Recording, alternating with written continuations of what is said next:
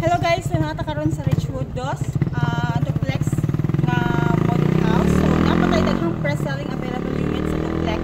So 2 bedrooms, fully finished upon turnover, 2 bedrooms and 1 toilet and bath.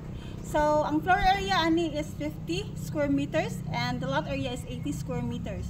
Ang reservation fee ani is 30,000 pesos. So as you can see, ang area is nanay mga development nanay nagpuyo. So nanay mga na-construct yun na mga property. So sa pagkakaroon, ang iyang equity period is nasa 24 months na naapoy 12 months. Akong ipakita ninyo karon ang deliverable unit sa Richwood Dos nga duplex. Diri o diri paingon is sa service area sa Luyo sala sa mga lamhanan. Then pwede na pud nimo manit siya kanak ang diri ang lab ato nga side. So dako ang yung area kung pwede na po nimo i-fence imuhang mo so ano ka.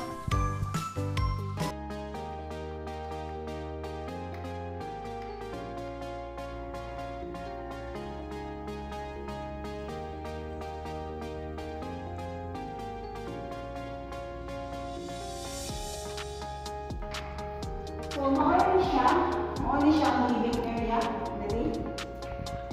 living area. And then, mauli, upon turnover, nanan siya daan. So, sulit din siya sa deliverable unit. And then, mauli ang CR with toilet at bathroom shower. So, very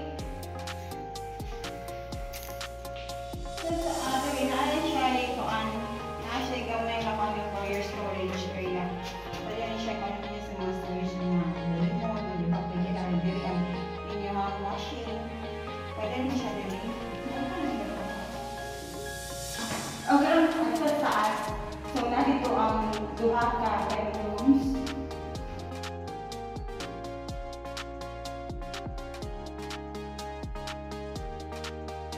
So, monitor lang ang 2 bedrooms.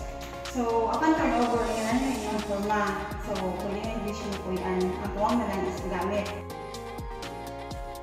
So, daghang pong nangutanan ako nung unsa man ning deliverable unit.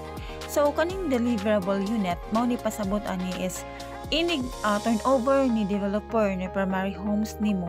Ingon ani ang setup, ingon ani na ang imuhang unit. So, ani sa duplex nga model, mao ni siya ang imuhang makita, so fully finished. So gamit na lang giko ang ato panahon ang model unit unsa kanindot ang imuhang property kung naana ni siya mga gamit. So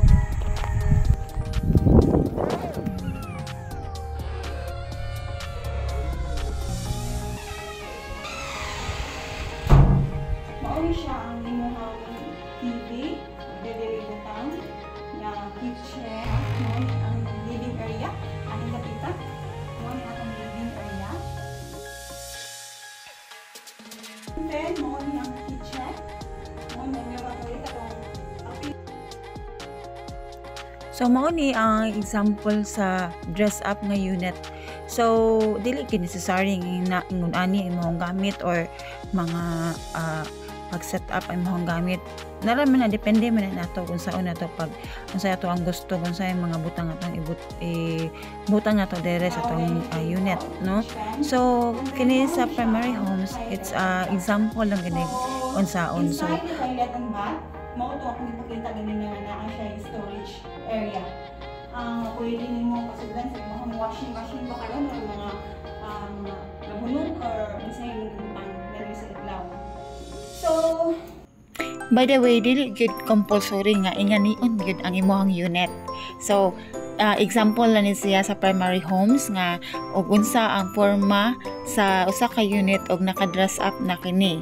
So, if ever na amang gyud ay kay budget, mas maayo kung mo refer ka og interior designer para mas ma-maximize ang imong space. So mao na ang ginabuhat sa among ubang clients, no.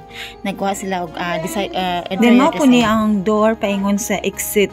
So pagawas na ni sa balay, then kaning area pwede ra ni siya diri dapita gamaan nimo og extension for labhanan ba karon or for dirty kitchen, or dako man gid kay siya space pa, no, diri sa kilid. Pwede ni siya diri dapita og kuralon nimo. Pwede pa pug gani ni siya dapita butangan nimo og extension, maybe one room para sa maid, or if naa kay mga tanom, so pwede kayo ni siya butangan, no.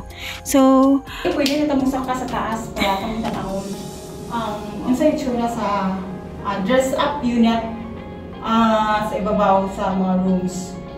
Okay.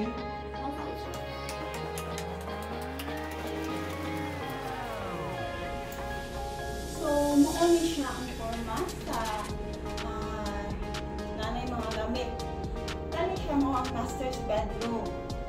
Kasagaran sa mga client can invest there is a Richwood DOS, no, or sa duplex is for residential or for rentals. So mo na ilang purpose sa pag-invest. So nindot manggod kayo ang location ani, prime location kay of course dool ra kayo sa city, dool ra pud kayo sa Panglao. Of course daghan kay mga turista, so possible gyud nga naagi income if ever imuhang parentahan. So, ito na sa next room for children. So, this is the area. Second room. If ever like to walk imong children, pwede nyo ganyan na punta, set up imong bed. So, as the one, gusto. Pwede na pwede siya one pag interior para ma-enhance or ma-maximize ang space. Then, kani,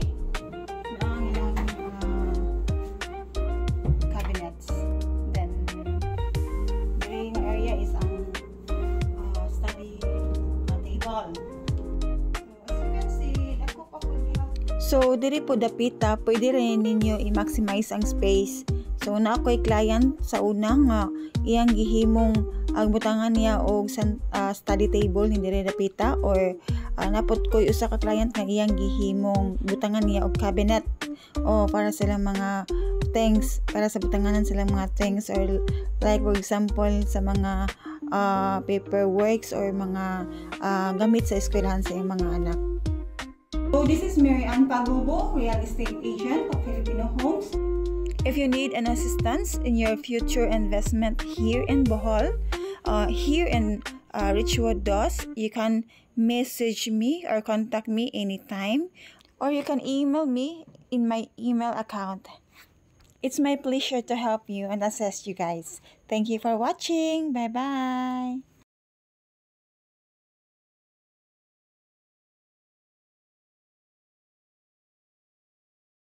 If you need my assistance regarding in your investment, future investment here in Richwood DOS, you can contact me anytime. You can email me or contact my number or PM me directly so that I can assist you.